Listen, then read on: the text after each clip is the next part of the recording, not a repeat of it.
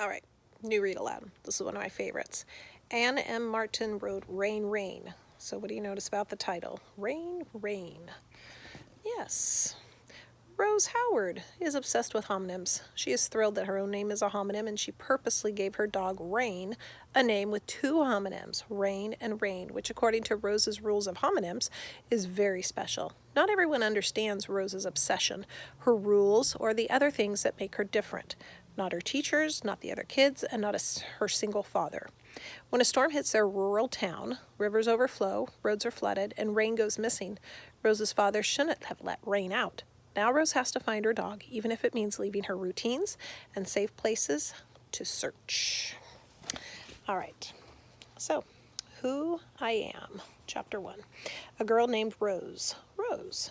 I am Rose Howard. And my first name has a homonym. To be accurate, it has a homophone, which is a word that's pronounced the same as another word, but spelled differently.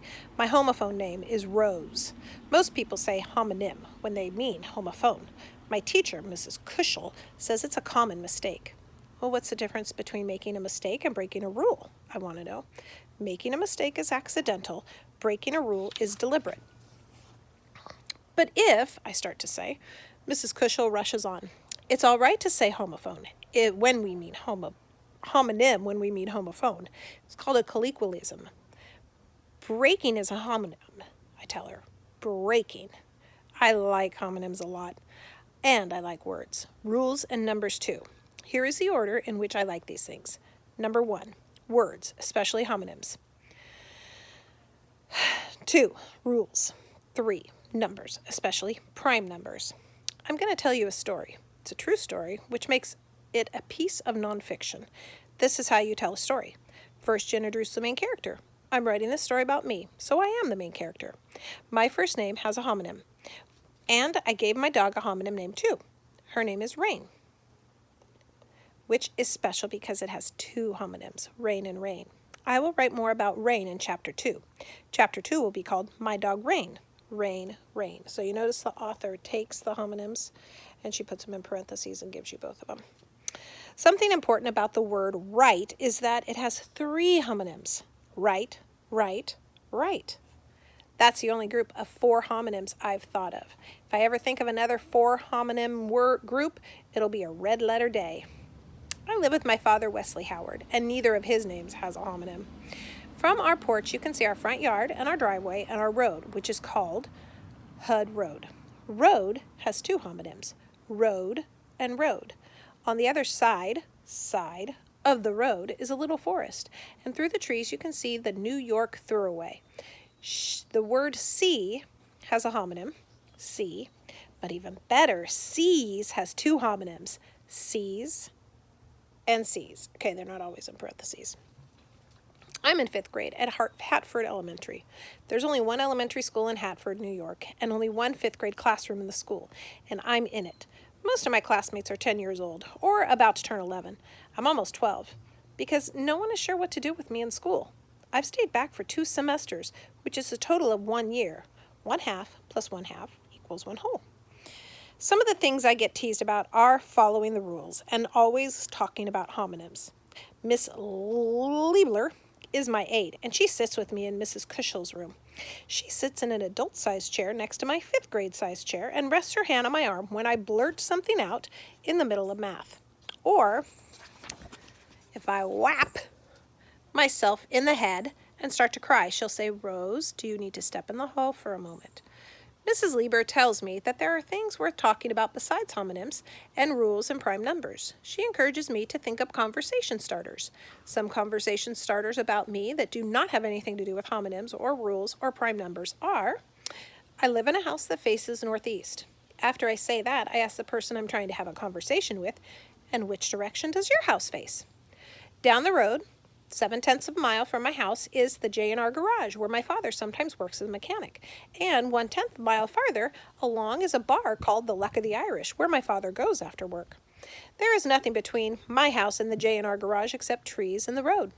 Tell me some things about your neighborhood. I have an uncle named Weldon, who is my father's younger brother. And who else is in your family? My official diagnosis is high-functioning autism, which some people call Asperger's syndrome. Do you have a diagnosis?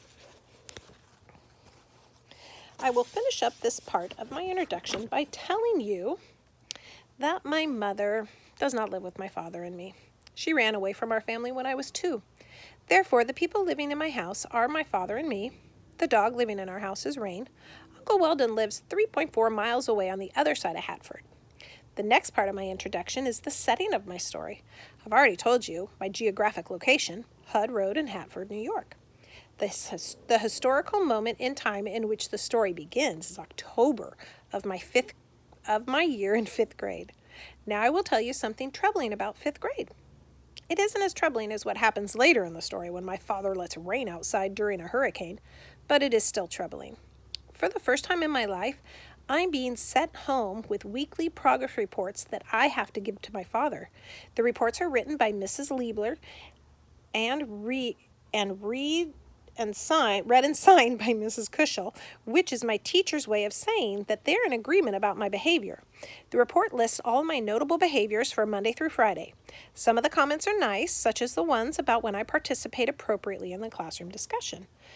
But most of the comments make my father slam the reports onto the table, saying, "Rose, for God's sake, keep your mouth closed when you think of a homonym," or, "Do you see any other kid clapping their hand over their ears and screaming when they hear the fire alarm?" In the last report, Mrs. Liebler and Mrs. Cushel asked my father to schedule monthly meetings with them. Now he's supposed to go to Hatford Elementary on the 3rd Friday of every month at 3:45 p.m. to discuss me. This is what he says when he read that. "I don't have time for meetings. This is way too much trouble, Rose. Why do you do these things?" He said that at 3:48 p.m. on a Friday when there was no work for him at the J&R Garage. Uncle Weldon heard about the monthly meetings on October 3rd at 8:10 in the evening when he was visiting my father and Rain and me. My father was standing at the front door holding the letter in his hand and gazing out at the trees in the darkness. "These meetings are crap," he said. Uncle Weldon, who was visiting at the Formica kitchen table with me, looked at my father from under his eyelashes and said, "I could go if you want." Uncle Weldon has a very soft voice. My father whipped around and pointed his finger at Weldon. "No, Rose is my responsibility. I can take care of things." Weldon lowered his head and didn't answer, but when my father turned around so that he was facing outside again, my uncle held up 2 crossed fingers, which was his signal to me that everything would be all right. Right. I held up my fingers too, and we touched our hearts with them. After that, Rain came into the kitchen and sat on my feet for a while. Then my uncle left. Then my father crumpled up the letter from Mrs. Liebler and Mrs. Cushel and tossed it into the yard. That is the end of the introduction to me. So we can see that Rose has some special quality traits, and we'll go from there.